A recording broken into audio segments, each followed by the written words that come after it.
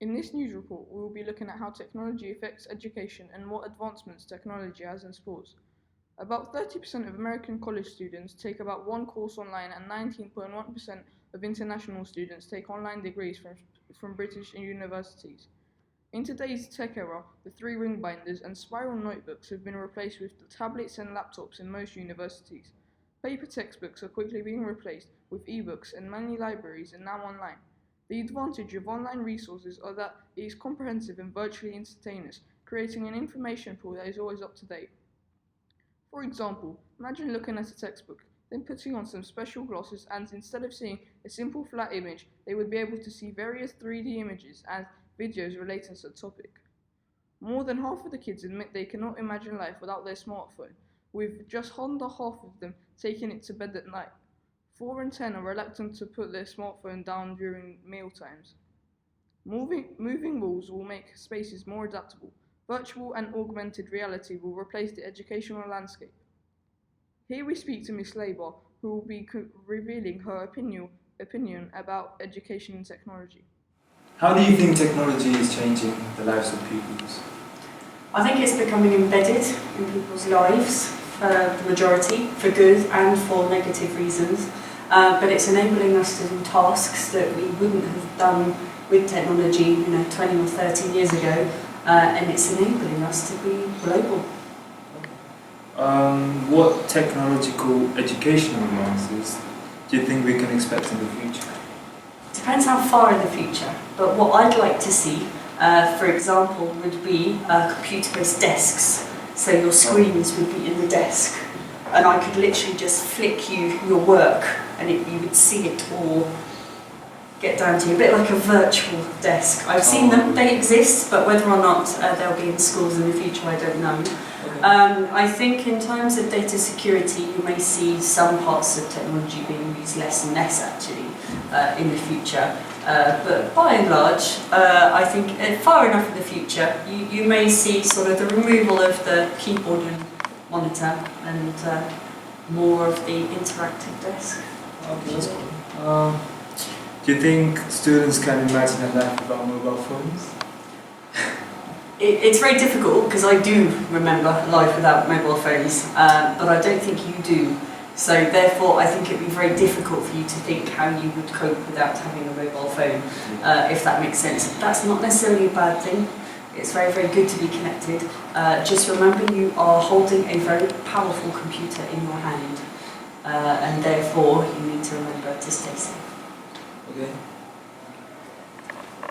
Now we have Mr. Pine's explanation on the effect of technology in sports. How do you think technology is changing people's lives when it comes to sport? I think probably the main difference we're seeing now with technology that most young people have access to are things to do with their mobile phones. We're seeing an increasingly large number of the student body bring in whether it's Apple iWatches or Fitbit technology, and they seem to be using that a lot both in their own personal time but also within the sports that we're doing to get an idea as to their activity levels. It's nice to see the students taking interest to that extent.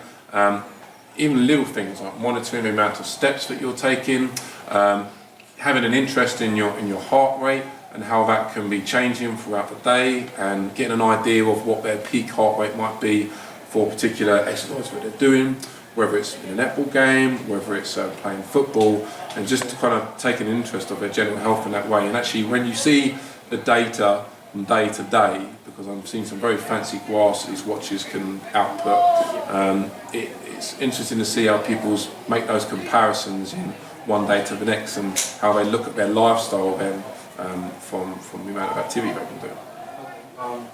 What technological sport advances do you think we can expect in the future? So there's been loads of technological advances in sport recently. We look at the way elite sport has gone with like trackers in rugby union. All of the rugby shirts have these tracking devices between their shoulder blades that they track and monitor the speed and intensity of each tackle that they make, how much yards they make in terms of covering the extent of the pitch. We see things like walk-eye technology in tennis in relation to benefiting the rules and the umpiring of sports. In terms of at a grassroots level, in terms of the students in schools like Chiz and Seed within the next sort of 20 to 30 years, I think we'll start to see a lot more motion analysis for the students like our GCSE and A-level classes. We've always spoken about a perfect model performer and how we can emulate them. And we generally use things like slow motion feedback, playback, lessons to be able to show that. But I think that as technology moves on, we'll be able to look specifically as to how bodies move in from joint to joint, and so we can see the differences in a pupil compared to a perfect model performer. We see this technology used in Hollywood when we're creating digital 3D models of characters for like animation movies. But it actually started off in sports, so we could look at how performers are moving. I think that the kind of Fitbit technology will become very much a part and parcel that everyone can get access to. It's going to become a lot cheaper. Everyone will probably have it as part of their watches within the future, and we'll be able to use that data within lessons a lot more. And I think that pupils will generally have a better understanding of their own heart rate, how it's developing and changing as we're getting older. And it's important for students to take an interest in this because it gives you an idea really as to how your diet is affecting your health, and you can see that represented through how you can perform in exercise from the data that these watches give you. Alright, thanks for your time.